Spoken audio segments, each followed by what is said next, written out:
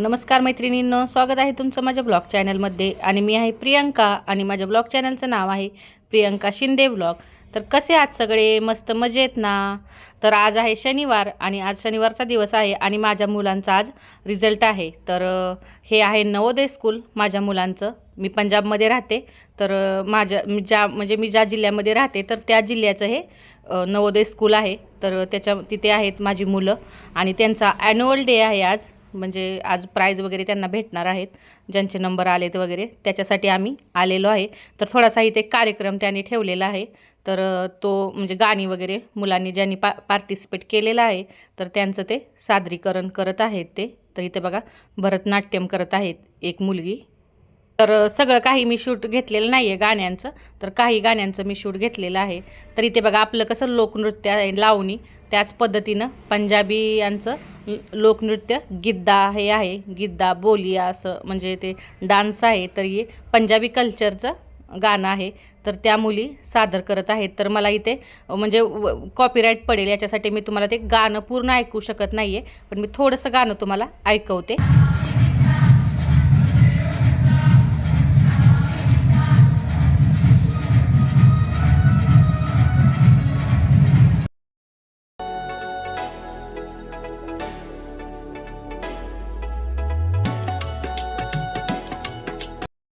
तर खूप होती गाणी, म्हणजे पार्टिसिपेट खूप मुलींनी केलेलं. मुलांनी नाही, सगळे मुलीच होत्या. पण मी सगळं काही व्हिडिओमध्ये घेतलेलं नाही आहे. तर थोडासा पार्ट घेतला कारण गाणं तर लावता येणार नाही आहे, मग सगळे डान्स घेऊन तर काय करायचं, म्हणून मी थोडं थोडं घेतलेलं आहे. आणि नंतर मग थोडंसं गाणी वगैरे म्हणजे झाल्यानंतर मग जे 6वी ते 9वीपर्यंतचं प्राईज वगैरे ज्या मुलांना भेटलेले आहेत त्यांचं वाटप झालेलं आहे. तर माझ्या मुलाला पण भेटलेलं आहे 3rd प्राईजचं, म्हणजे बक्षीस वगैरे भेटले. तर ते पण मी सगळं शूटमध्ये घेतलेलं नाही आहे. माझ्या मुलाचं जेवढं होतं तेवढंच मी या व्हिडिओमध्ये दाखवलेलं आहे. तर बाकीच्या मुलांचं मी काय सगळ्यांचं मी शूट घेतलेलं नाही आहे. इथं त्याच्या स्कूलमध्ये मॅथमध्ये क्यूज कॉम्पिटिशन झालेलं, त्याच्यामध्ये माझ्या मुलाने भाग घेतलेला. तर त्याच्यामध्ये त्याला एक सर्टिफिकेट आणि मेडल भेटलेलं आहे. तर त्याचं पहिल्यांदा वितरण झालेलं, म्हणजे कॉम्पिटिशन वगैरे स्कूलमध्ये झालेलं, ते प्राईज इथं मुलांना भेटत आहे. आणि नंतर त्याला क्लासमध्ये 3rd आल्यामुळे इथे ट्रॉफी वगैरे भेटलेला आहे, प्राईज भेटलेला आहे.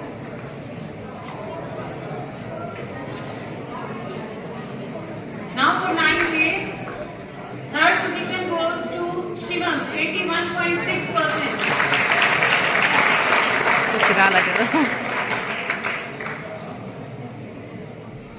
Second position goes to Manisha, 82%.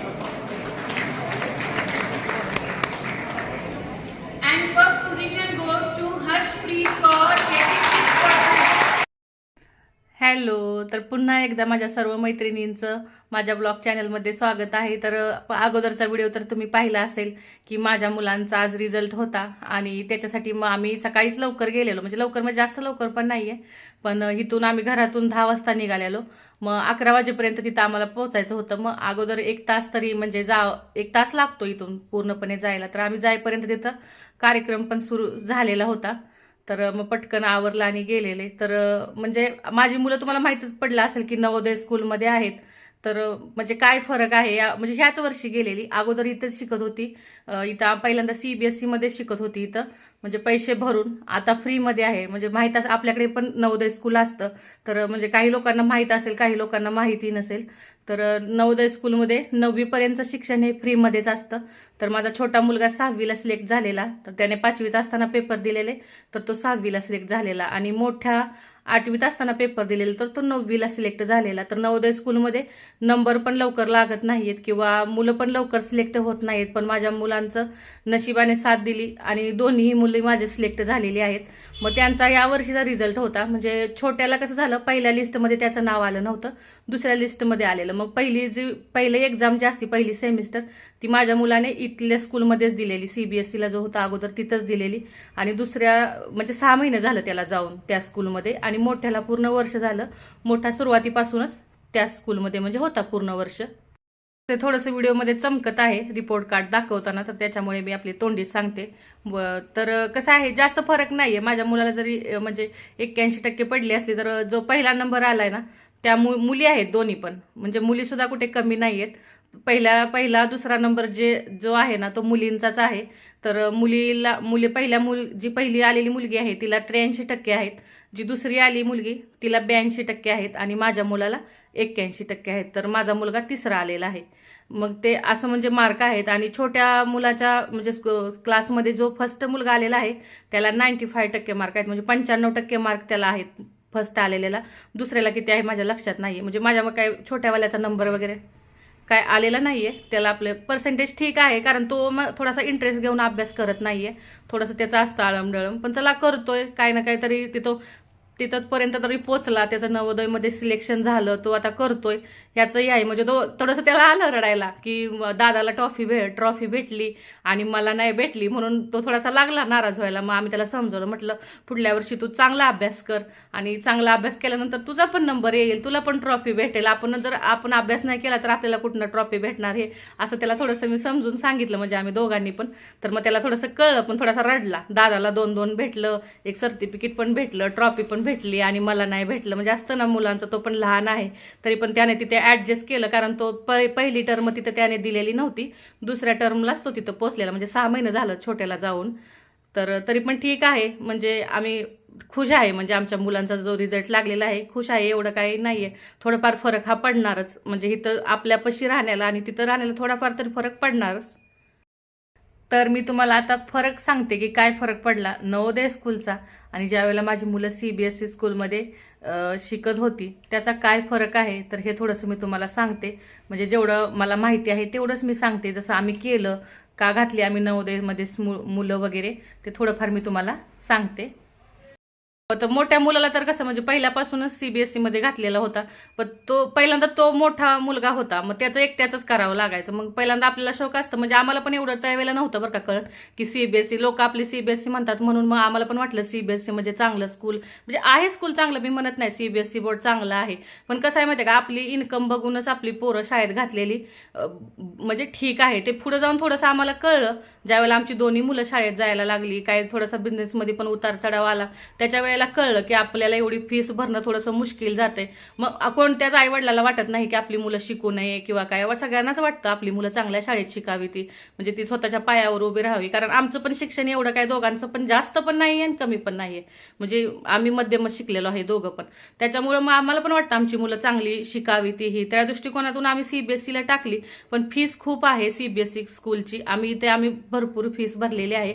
पण कधी कधी खूप ऍडजस्टमेंट करायला लागायचं ते फीस भरताना, कारण त्यांचा खर्च जास्त आहे, पुस्तकांचा खर्च जास्त आहे, स्कूलला व्हॅन लावायला लागते. तरी आम्ही पहिल्यांदा 1-2 वर्ष व्हॅन लावली, नंतर माझे मिस्टर स्वतः सोडायचे, घरी घेऊन पण यायचे गाडीवरून.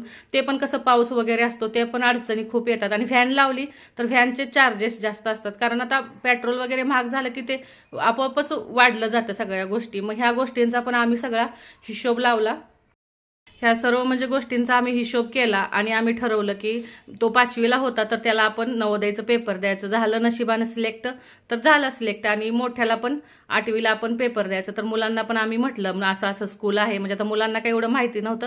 आपल्या महाराष्ट्रामध्ये नवोदय स्कूलला चांगलं मानलं जातं, म्हणजे सगळ्यांना माहीत आहे नवोदय स्कूलची काय म्हणजे ग्रेड आहे वगैरे. पण इथं पंजाबमध्ये एवढं चांगलं नाही मानलं जातं, म्हणजे लोक नावच ठेवतात त्या स्कूलमध्ये घातलं की.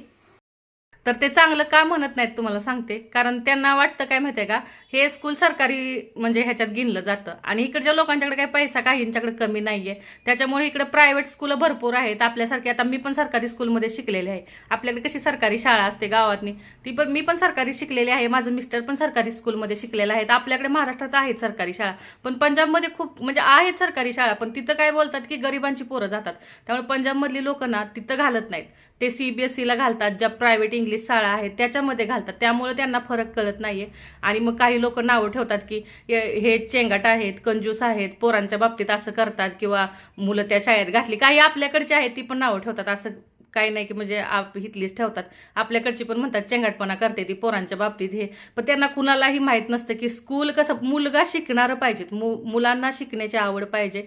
स्कूल कोणतंही असू द्या, सरकारी असू द्या, CBSE असू द्या किंवा महाराष्ट्र बोर्डचा असू द्या किंवा पंजाब बोर्डचा असू द्या, कुठं जरी घातलं तरी म्हणजे गोष्ट तिथंच येते. मग त्या गोष्टी आम्हाला कळाल्या. त्याच्यामुळं मग आम्ही सरळ आपल्या मुलांना एक्झाम दिलं. नशिबानं त्यांना ते म्हणजे त्यात ती पास झाली, सिलेक्ट पण झाली. म्हणजे बारक्याचं सेकंड लिस्टला नाव आलं, मोठ्याचं पहिल्या लिस्टलाच त्याचं नाव आलेलं. त्याच्यामुळे तो अगोदर झाला, बारका थोडासा उशिरा गेलेला आहे.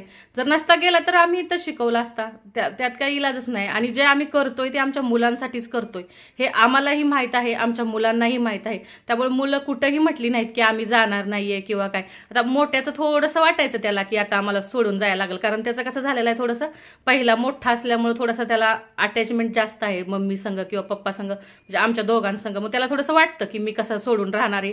मग त्याला सुरुवातीला वाटलं, पण थोडंसं आम्ही समजवलं ना की त्याला सगळ्या गोष्टी कळाल्या. आणि छोटा तर अजिबात नाही बोललाच नाही. तो बोलला की मला पाठवा, मी तयार आहे तिथं जायचं. कारण तो अगोदर आम्ही भेटायला जायचो ना मोठ्याला, मग त्याने ते स्कूल वगैरे बघितलेलं, कारण त्यावेळेला काय त्याचं नाव आलं नव्हतं लिस्टमध्ये. पण त्या गोष्टी त्याला माहीत होत्या. मग ते त्याला पसंत पडलेलं माझ्या छोट्या मुलाला. मग तो तर पटकनच होय बोलला की मी जाणार आहे पप्पा म्हणून. आणि मग आम्ही सगळी त्यांची तयारी केली व्यवस्थित, म्हणजे अशी त्यांना पाठवलं. असं तसं काही नाही की आम्ही आठवड्यातनं एकदा त्यांना भेटायला जातो. कवचित एखादा रविवार आमचा चुकतो, नाहीतर आठवड्यातनं एकदा भेटायला जातो. मी घरातनं काय ना काय बनवून घेऊन जाते, खायला वगैरे नेतो. आणि तिथं पण काही सोय कमी नाही असं नाही, जेवणाची वगैरे सोय खूप चांगली आहे. माझ्या मुलांना तिथलं जेवण आवडतं वगैरे. तर नवोदय स्कूलचं म्हणजे आपल्याकडे जास्त आहे, आपल्याकडच्या काही लोकांना माहीत असेल. खरंच स्कूल चांगलं आहे नवोदय स्कूल. आणि मला तर काही फरक वाटला नाही. आपलं कितीतरी पैसे आपलं वाचलं जातात, म्हणजे महिन्याची फीस वाचली जाते, ट्युशनचा खर्च. आता इथं जर मुलं असं क्लास वगैरे मला लावावे लागले असते, कारण पहिलं इथपर्यंत तर मी लावले नव्हते. पण काही माझी पण शाळा आपली जेमतेम असल्यामुळं मी काय काम करायची, फक्त आपली त्यांना अभ्यासाला बसवायचं आणि त्यांच्याकडून करून घ्यायचं एवढं. पण सगळ्या गोष्टी मला समजून सांगणं वगैरे मला काही एवढं जमत नव्हतं. तरी पण मी आपलं त्यांच्याकडनं बसवून करून घ्यायची. मग ती माझ्या मुलांना सवय लागत गेलेली. त्याच्यामुळे त्यांना आत्तापर्यंत ट्युशन मी लावलं नव्हतं, फक्त नवोदयला बसवलेला त्या छोट्याला. मग ते काय मला जास्त जमत नव्हतं त्याचा नवोदयचा अभ्यास घ्यायला. त्याच्यामुळे मी नवोदयसाठी माझ्या छोट्या मुलाला मी ट्युशनला लावलेलं. आणि मोठ्याने घरातच केलता, त्याला काही मी नवोदयसाठी पण ट्युशनला लावलं नाही. आणि असं रेग्युलर क्लास स्कूलमध्ये जातो त्याच्यासाठीही मी त्याला ट्युशनमध्ये लावलं नव्हतं, तो घरातच करायचा. आपला ट्युशनचा खर्च वाचला जातो. खाण्यापिण्याचं पण तुम्हाला सांगता, घरात असल्यानंतर आपलं खाणंपिणं पण आपलंच असते. नवोदयचं स्कूलमध्ये तिथंच आहे, त्यांचंच सगळं आहे, खाणं पिणं सगळं त्यांचंच आहे. आपल्याला काही बघायचं नाही. कपडे झाली, स्कूलची बॅग झाली, वह्या झाल्या, पुस्तकं झाल्या, पूर्णपणे त्यांचं आहे. कवचित एखाद्या वेळेला आपल्याला म्हणजे पेन, त्यांचं कसं ठरलेलं पेन असतात महिन्याचं, तेवढंच देतात. मग आपल्याला कधीतरी एखाद्या वेळेस पेन वगैरे द्यावा लागतो. आणि 9वी पर्यंत तरी काहीच खर्च नाहीये, 1ही रुपया आपला म्हणजे ते फीस नाहीये, काही नाही. 9वी पासून फक्त ओपन जे आहे ना, ओपन कास्टवाली त्यांना फीस आहे. तर म्हणजे असं दुसऱ्या कास्टवाल्या लोकांना 9वी पासून पण फीस नाही. आणि जी सरकारी नोकरीला आहेत ना पेरेंट्स, काही मुलांचे पेरेंट्स सरकारी नोकरीला आहेत आणि नवोदयमध्ये स्कूलमध्ये मुलं आहेत, तर त्यांना फीस पुरी आहे. जेवढी ती स्कूल आहे, स्कूलची फीस आहे नवोदयच्या, ती पूर्ण फीस सरकारी नोकरीवाल्यांच्या मुलांना द्यावी लागते. तसे आता आमची काही सरकारी नोकरी नाही आहे इथं, आम्ही पंजाबमध्ये राहतो, पण आमचा काही बिझनेस आहे छोटासा. तर काय आमचं सरकारी वगैरे नोकरी नाही आहे त्याच्यामुळं. आणि फक्त आमची कास्ट ओपनमध्ये असल्यामुळं मला फक्त मोठ्या मुलाला महिन्याची 600 रुपये फीस आहे. म्हणजे 9वी पासून 12वी पर्यंत 600 रुपये फीस द्यावी लागते. छोट्याला 9वी पर्यंत काहीही फीस नाहीये. तर म्हणजे सगळ्याच दृष्टिकोनातनं बघायला गेलं तर म्हणजे नवोदय स्कूल चांगलं आहे. जर एखाद्याला ॲडमिशन वगैरे करायचं असेल नवोदय स्कूलला तर ती करू शकता तुम्ही. म्हणजे माझ्या आता या 1 वर्षाच्या अनुभवातून मी तुम्हाला सांगते, चांगले आहे. आणि मुलांना पण मी विचारते, म्हणजे तुम्हाला शिकवलेलं वगैरे कळतं का, व्यवस्थित वगैरे टीचर वगैरे शिकवतात का. तर सुरुवातीला थोडंसं माझ्या मोठ्या मुलाला थोडं समजत नव्हतं, कारण थोडासा फरक पडतो सुरुवातीला. पण आता बोलतो तो मम्मी ठीक आहे. अगोदर म्हणायचा मी 10वीच करेन, 10वीत नंतर मला इकडे घाला. पण आता नाही, आता बोलतो मला पूर्ण 12वी इथंच करू दे. आणि 12वीत पण त्यांना एक्झाम वगैरे देण्यासाठी पुढच्या शिक्षणासाठी आहेत त्यांना. मग त्यातनं पण म्हटलं मी एक्झाम वगैरे देईन काही. आणि जर माझं सिलेक्शन झालं तर 12वी नंतरही त्या स्कूलतर्फेच मला कुठेतरी दुसरीकडे ॲडमिशन वगैरे भेटेल तर मी तिकडे जाईन. आणि छोटा तर अजून छोटा आहे, मग त्याच्यावर काही आम्ही एवढं दबाव आणत नाही की तू हे कर पुढं ते कर पुढं. आता मोठ्याला सगळं कळतं त्याच्यामुळे तो स्वतःच बोलतो मला हे करायचं आहे ते करायचं आहे. पण छोटा अजून छोटा आहे, त्याचं म्हणजे 10वी पर्यंत तरी सध्या तो आहे तिथे. मग तिथनं पुढं बघू कसं काय होतंय. म्हणजे 12वी पर्यंत नवोदयचं स्कूल आहे, तर मग जोपर्यंत आहे स्कूलचं शिक्षण तिथपर्यंत तर तिथंच करवणार आहे. तर आणि जी पण आपण आता जे पैसे आपले वाचतात वगैरे ते त्यांच्या शिक्षणाला, पुढच्या शिक्षणाला उपयोगी येतील या दृष्टिकोनातूनच आम्ही तिथं मुलं ठेवलेली आहेत. तर आम्ही काही ते जे आहे ते त्यांचंच आहे, सगळं मुलांसाठीच करतात. सगळेच आईवडील आपल्या मुलांसाठीच करतात. कोणीच असं नाही आहे की मुलांच्या बाबतीत कंजूसी करतं आणि उगाच कुठं पण आपली मुलं शाळेला घालवतं, असं काही नसतं. जे आपल्याला असं बोलतात त्यांना म्हणजे काही गोष्टी समजत नाही आहेत म्हणा, किंवा समजूनही ते बघत नाहीत असं म्हणा. त्याच्यामुळे आम्ही जास्त कोणाकडे लक्ष देत नाहीये. तर माझी मुलं चांगली आहेत, दोघांनाही व्यवस्थित शिक्षण पण ते चांगलं घेतील पुढचं पण, आणि वळण पण चांगलंच लागेल ही म्हणजे असं अपेक्षाच आहे माझी. तर बघू कसं काय होतंय काय नाही. तर बघा, आजचा व्हिडिओ हा पूर्णपणे मुलांच्या स्कूलवरती आणि मुलांचा जे रिझल्ट लागला त्याच्यावरतीच मी बनवलेला आहे. तर चला म्हणजे माझं काय, मी थोडीफार तुम्हाला माहितीही दिली याच्या म्हणजे व्हिडिओद्वारे. तर तुम्हाला आवडली असेल तर माझ्या चॅनलला लाईक, शेअर, सबस्क्राईब करा. आणि जेवढं मला माहित होतं तेवढंच मी सांगितलेलं आहे. म्हणजे हे माझे विचार मी सांगितलेले, किंवा माझ्या मिस्टरांचे ते मी आमचे विचार तुमच्याशी शेअर केलेले आहेत. बाकी ज्याचा त्याचा प्रश्न असतो, कोणाला कोणत्या स्कूलमध्ये घालायचं, कोणाला कोणत्या, ते स्वतःचा प्रश्न असतो पूर्णपणे, ज्याचा त्याचा प्रश्न असतो. त्याबद्दल मला काही बोलायचं नाहीये. म्हणजे जे आमचं विचार होतं त्या पद्धतीनं आम्ही आमच्या मुलांचं म्हणजे भविष्य घडवण्याचा प्रयत्न करतो. म्हणजे सगळे आईवडील आपापल्या परीने विचार करतात आणि घालतात.